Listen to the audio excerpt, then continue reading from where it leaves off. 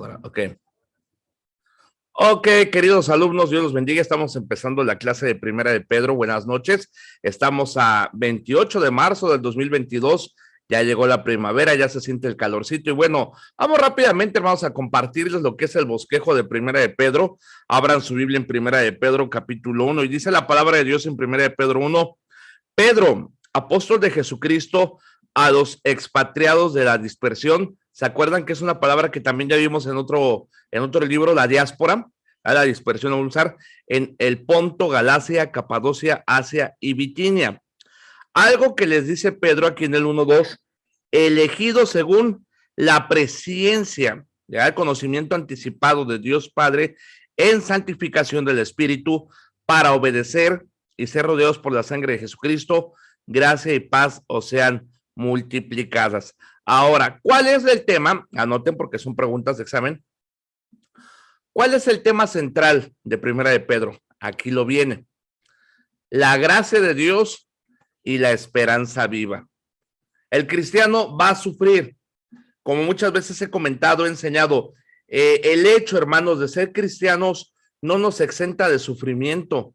Hermanos, si nuestro Salvador, si nuestro Redentor, dice la palabra de Dios, algo bien tremendo que se dice de Cristo en las profecías, varón de dolores, experimentado ¿en qué? En quebrantos. Entonces, no es lógico, hermanos, que el cristiano piense que no va a sufrir, puesto que su Señor, su Salvador, su Rey, su ejemplo, sufrió. Somos llamados a ser, pues, imitadores de Dios como hijos amados. Y si nuestro Dios sufrió, si nuestro Cristo sufrió, si nuestro amado sufrió, también vamos a sufrir. Eso de pare de sufrir, pues es un engaño miserable, ¿verdad? Deberían de decir, pare de atracar, porque son muy atracadores, ¿verdad? Pero lo que hablamos, hermanos, es que el cristiano va a sufrir. De antemano el cristiano va a sufrir porque es parte de su crecimiento espiritual. El día de ayer compartí una frase que compartí hace mucho, que habla de rechazamos las aflicciones, ignorando que las más grandes aflicciones nos han llevado a las más grandes bendiciones. ¿Cuál es el tiempo más dulce en el cual usted ha orado? ¿Cuál es el tiempo más precioso en el que ha caminado con Dios? ¿No ha sido en la sala de un hospital? ¿Con su niño, con su niña internada? ¿Con su madre internado? ¿Cuál es el momento en el cual oras con toda pasión a Dios? No es cuando tienes la cartera llena. Yo sé, muchos no lo han vivido, pero los que lo hemos vivido sabemos. ¿Le ha pasado que de repente no tiene para los pagos y tiene que hacer el pago del agua, de la Amén, luz, pastor. comprar frijoles, lentejas, y no tiene, y ha trabajado? A mí me llegó a pasar que todo lo que trabajaba se me iba a pagar la luz, el agua, tantos pagos que no quedaba para despensa. Y oraba a Dios. Yo recuerdo un 24 de diciembre hace 3 años, y mi esposa está aquí y les puede decir lo que pasó. Era 24 de diciembre, la cena de Navidad. Y fue muy gracioso porque nos dieron comida para Dulam, comida muy sabrosa. Pero, ¿qué hicimos? La comida que nos dieron para Dulam, la llevamos para Dulam.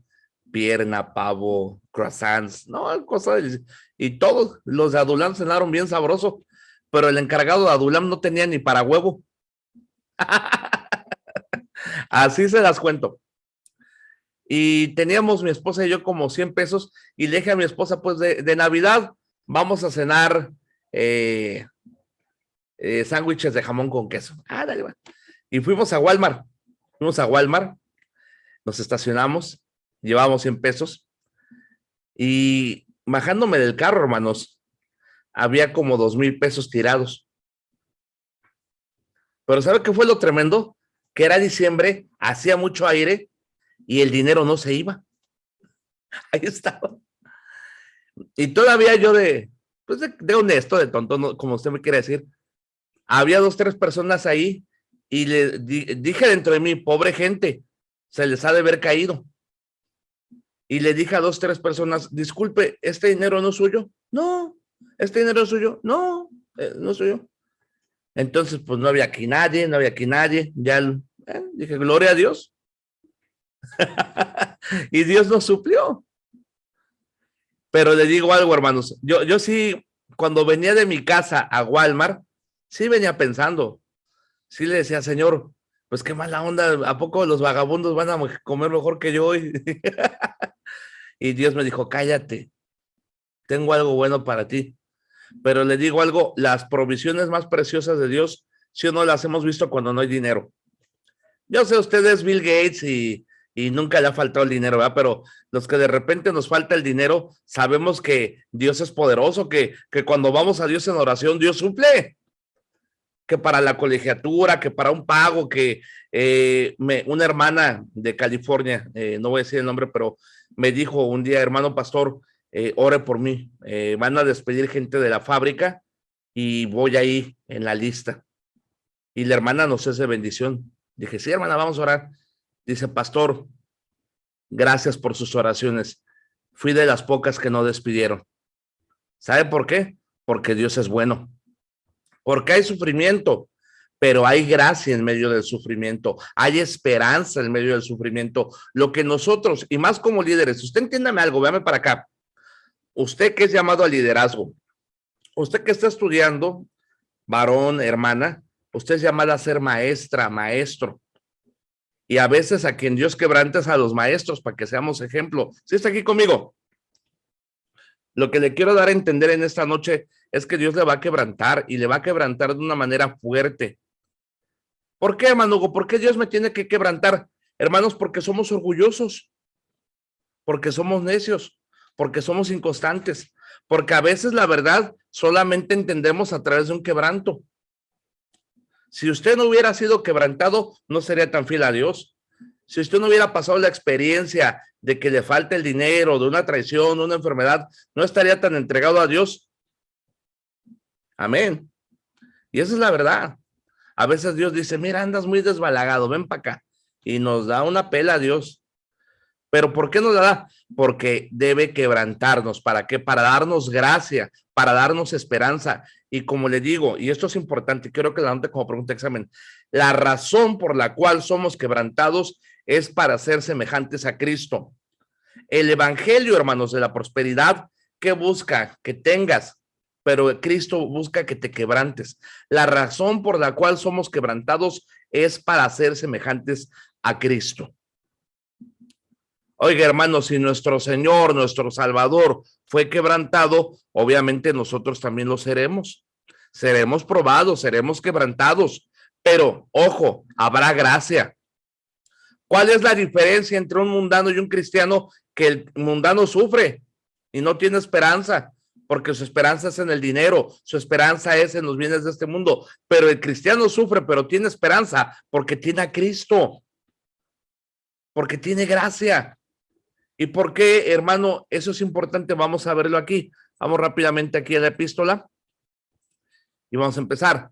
Entonces vemos que el tema central es la gracia de Dios y la esperanza que viva, ¿ok?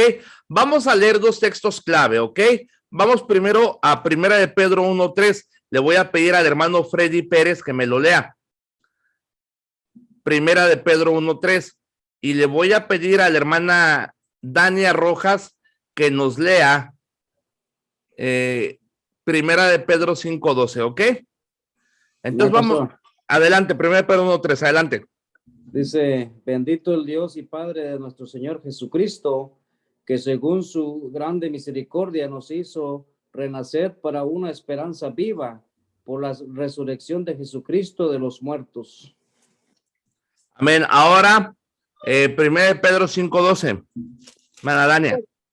Por conducto de Silvano, a quien tengo por hermano fiel, os he escrito brevemente, amonestándolos y testificando que esta es la verdadera gracia de Dios en cual estáis.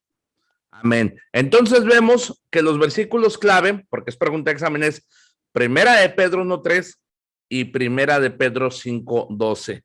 ¿Cuál es el tema central? La gracia de Dios y la esperanza viva. Vemos que el cristiano es llamado al sufrimiento para ser semejante ¿a quién? A Cristo.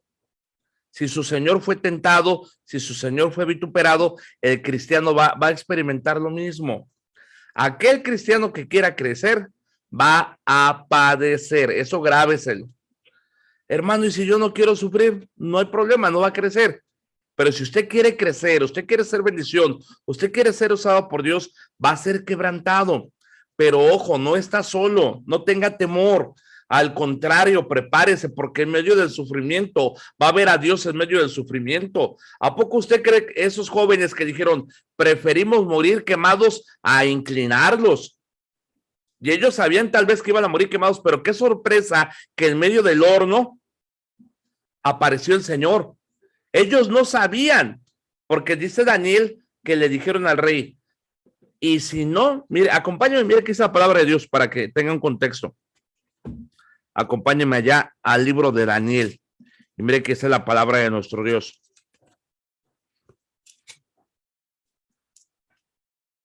Dice la palabra de Dios, Daniel 3, 16 en adelante. Sadrach, Mesach y Abed-Negó respondieron al rey Nabucodonosor diciendo, no es necesario que te respondamos sobre este asunto. He aquí nuestro Dios a quien servimos puede librarnos del horno de fuego ardiendo. Fíjense qué tremendo. Y de tu mano, oh rey, nos librará. Pero mire qué dice el 18. Y si no, sepas, oh rey, que no serviremos a tus dioses. O sea, daban a entender que así como Dios podía salvarlos, así también pudo haberlos dejado achicharrados. ¿Sí está aquí conmigo? O sea, estos hombres dijeron, Dios nos puede salvar, pero también moriremos, podemos morir achicharrados. Hay una de dos, pero en cualquiera de las dos, no nos vamos a arrodillar. O sea, ellos no sabían, hermanos, no estaban, cuando los aventaron al horno, sabían que iban a ser aventados, sabían que podían ser librados, pero lo tremendo, hermanos, mire que dice la palabra de Dios,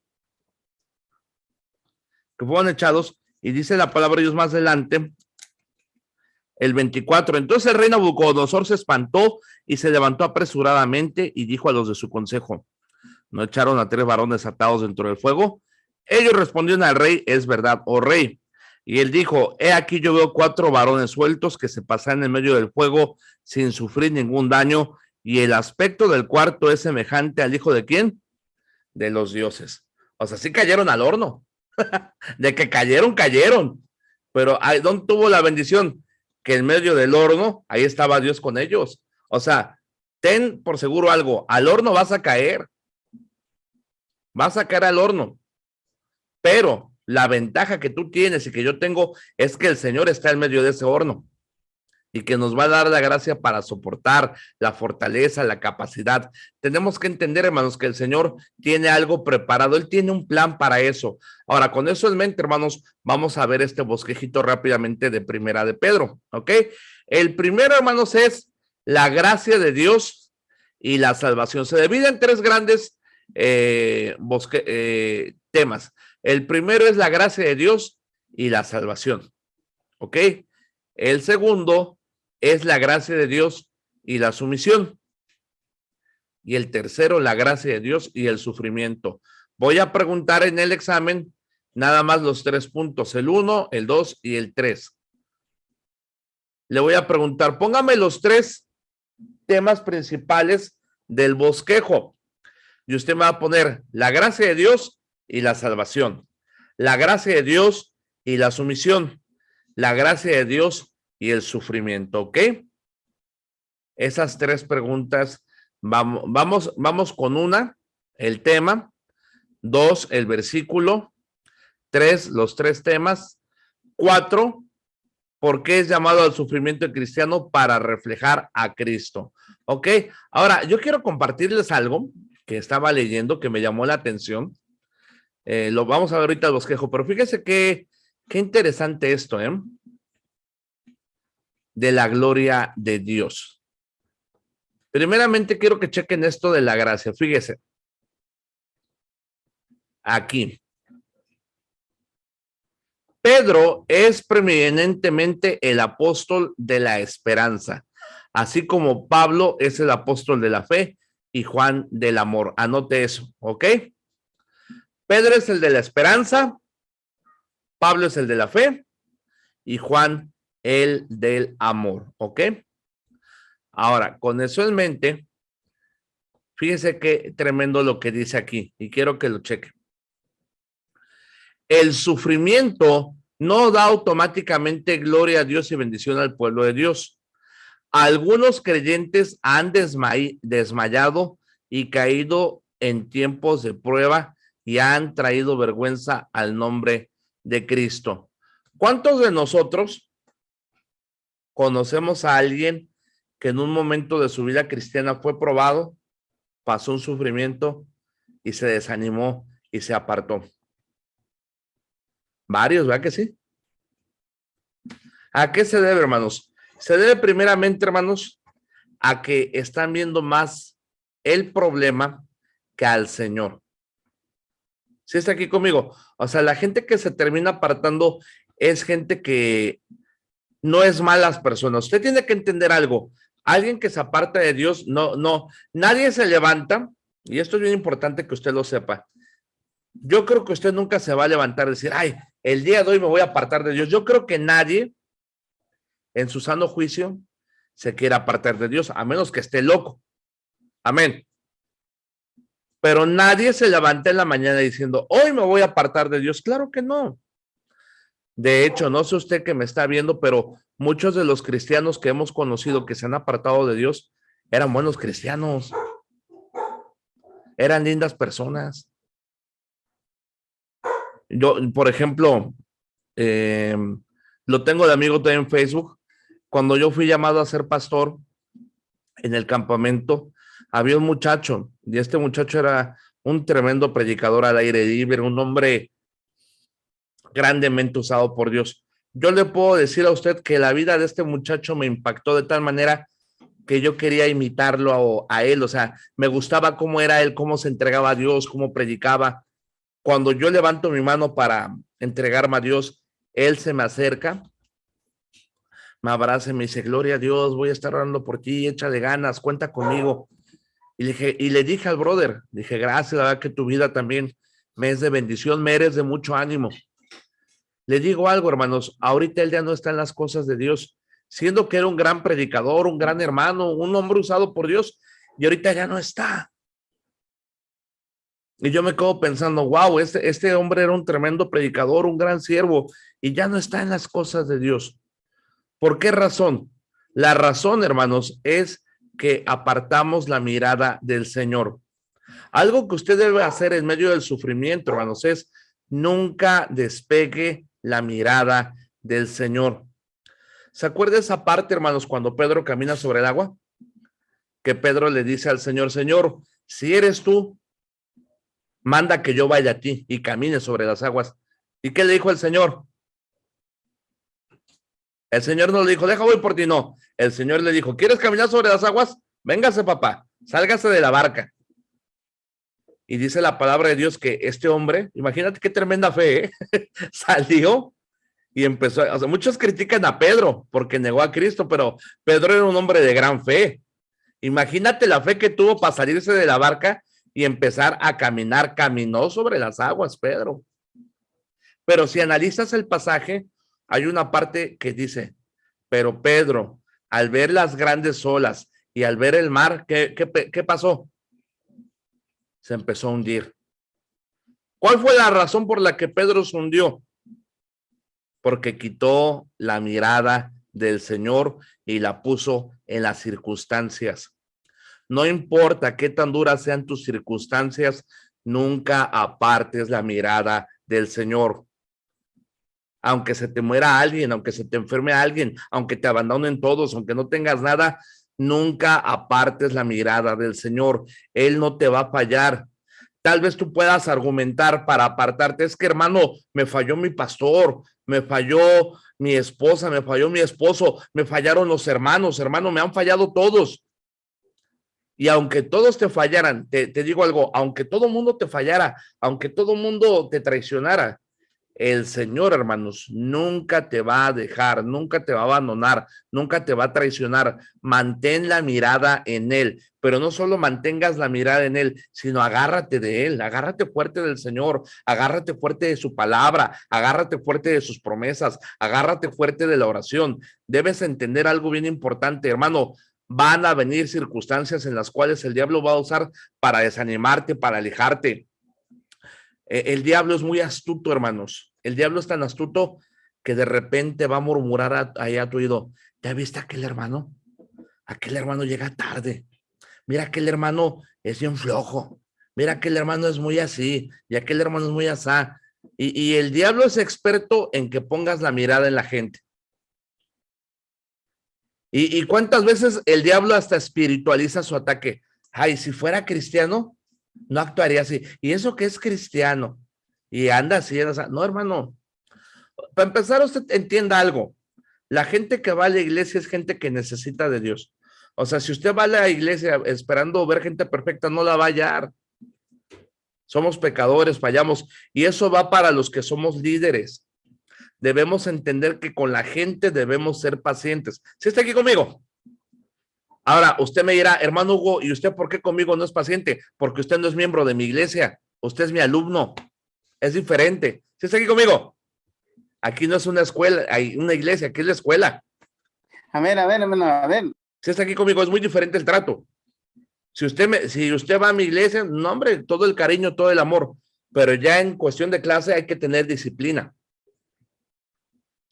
Pero usted, cuando tenga su gente de su iglesia, sea paciente, no les corte la cabeza, no los critique, no los ataque. La gente va a fallar, entiéndalo. El pastor William Ramos tenía una frase preciosa. Él decía algo, hijos, el ministerio es gente y la gente son problemas. Si tú eres de los que dicen, ay, no, ahí viene la gente con problemas, no estás apto para ser pastor, no estás apto para ser maestro, no estás apto para ser líder. La gente tiene problemas. ¿Y qué crees? Necesitan de un líder, de un siervo que los apapache, que los anime, que los exhorte, que los redarguya. Necesitan un pastor. Necesitan un consuelo. La gente necesita saber que pueden contar contigo. ¿Sí está aquí conmigo? Man. Pero si tú eres de clase, ¿cuántos pastores no conocemos que son rajatablas? No, hermano, y el día que usted peque ni se aparezca aquí en la iglesia porque no la vamos a recibir. ¿Verdad que sí, hermanos? Hay pastores que se paran y predican, yo dudo de tu salvación. Espérate, hermano, ¿quién eres para dudar de la salvación de alguien? ¿Verdad que sí los hay? Duros. Y le digo algo, esos que son más duros son los primeros que caen. Y cuando caen nadie los quiere ayudar porque nunca fueron misericordiosos. No, hermanos, seamos misericordiosos. La gente va a caer, la gente la va a regar. Y cuando la gente la regue, y siempre dígale a su gente, yo estoy consciente que usted va a fallar, pero cuando usted falle, sepa que aquí está su casa, aquí está la iglesia, aquí lo vamos a animar, aquí lo vamos a restaurar, aquí lo vamos a levantar. Ciertamente le vamos a decir en qué está mal, porque es parte de amar. Yo como pastor tengo que decirle en qué está mal. Y no lo hago porque lo odie, lo hago porque lo amo, porque lo respeto, porque quiero un cambio positivo en usted. No le voy a aplaudir su pecado, pero tampoco lo voy a aventar ahí al caño, no. Yo le voy a decir en qué está usted mal, pero lo voy a ayudar y le voy a enseñar a cómo salir de ahí. Eso es nuestro llamado. Nuestro llamado, hermanos, es a restaurar, a edificar. ¿Sí está aquí conmigo, hermanos? Pedro mismo, ¿por qué cree, hermano, que Pedro escribió esto? Pedro mismo, hermanos, es un ejemplo vivo de cómo Dios puede restaurar a alguien. ¿Cómo crees tú, hermano, que se sentía Pedro después de rechazar al Señor? ¿Cómo crees tú que se sentía Pedro después de que negó al Señor? Se sentía tal vez una basura, se sentía el peor. Dice la palabra de Dios que Pedro, después de que negó a Cristo, salió llorando amargamente.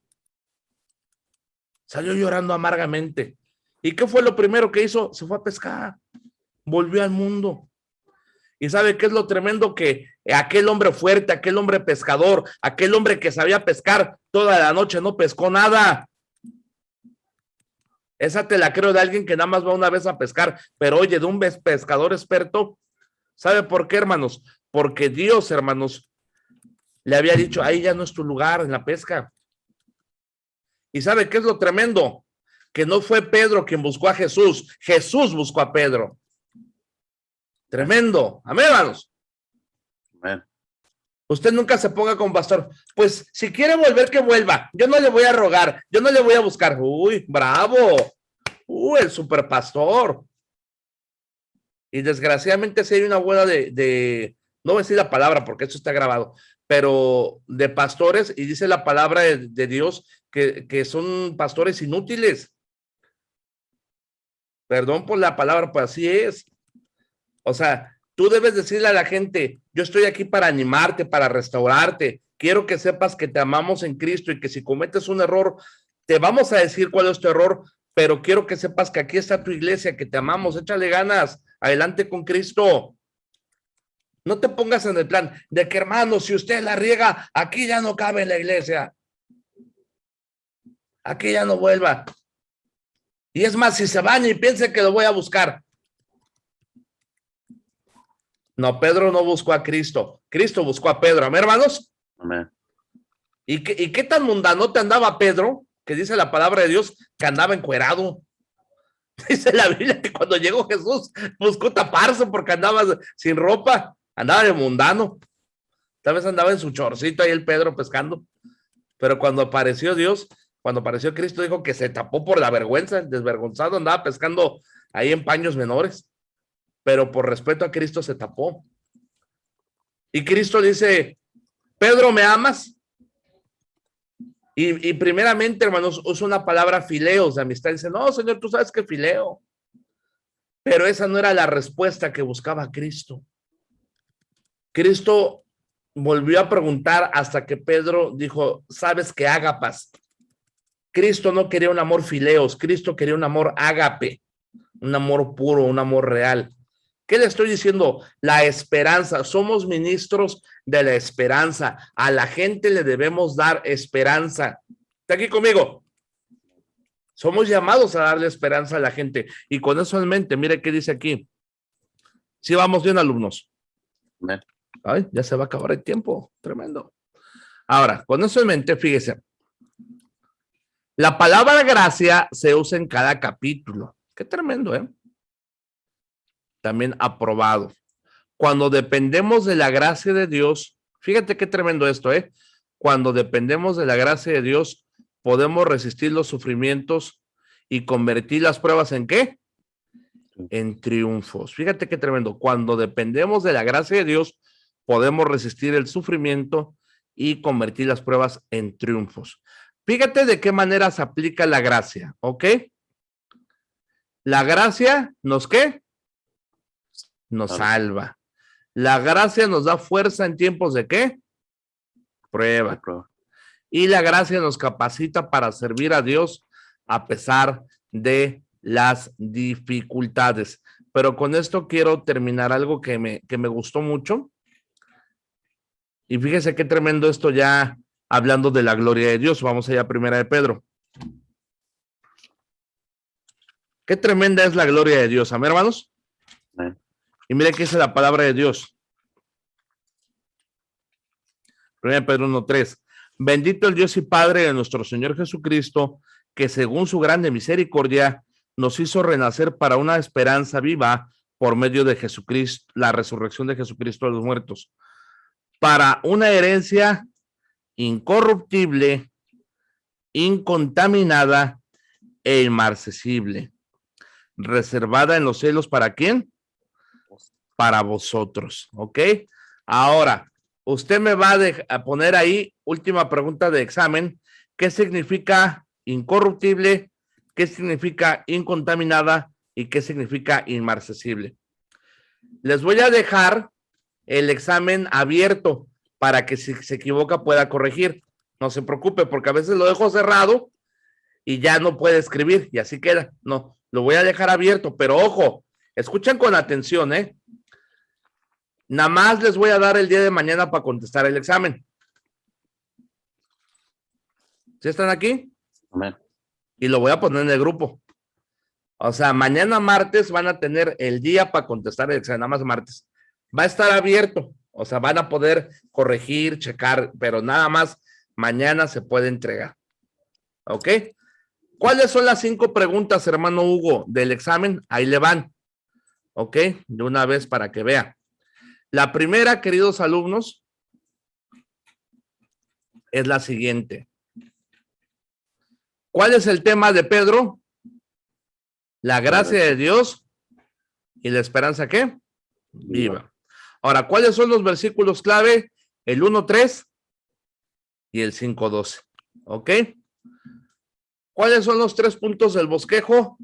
La gracia de Dios y la salvación, la gracia de Dios y la sumisión, y la gracia de Dios y el sufrimiento. Esa es la tercera pregunta. La cuarta pregunta: ¿por qué es llamado a sufrimiento el cristiano? Para reflejar ¿a quién? A Cristo. ¿Ok? Y la última pregunta, nada más van a ser 5. ¿Qué significa incorruptible, incontaminado e inmarcesible? Son 5 preguntas. Ahorita las voy a dictar ahí en el Google Classroom y usted las puede contestar el día de mañana. Quiero terminar con esto. Fíjese, lo leí y me impactó. Fíjese qué tremendo, ¿eh?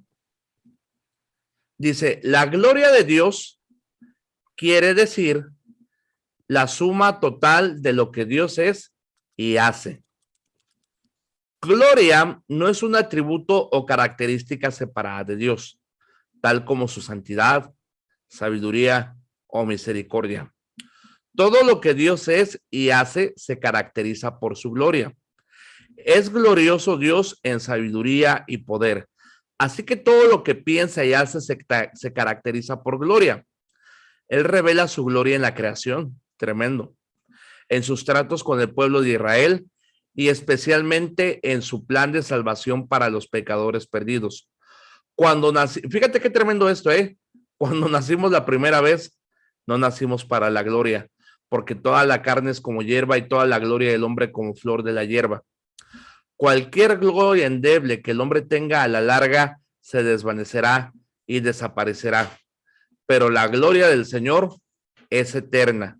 Las obras del hombre están hechas para la gloria de Dios, durarán y serán recompensadas, pero los egoístas logros de los pecadores un día se desvanecerán y no se verán más. O sea que lo único que al final que va a permanecer es todo aquello que hicimos para la gloria de ¿quién?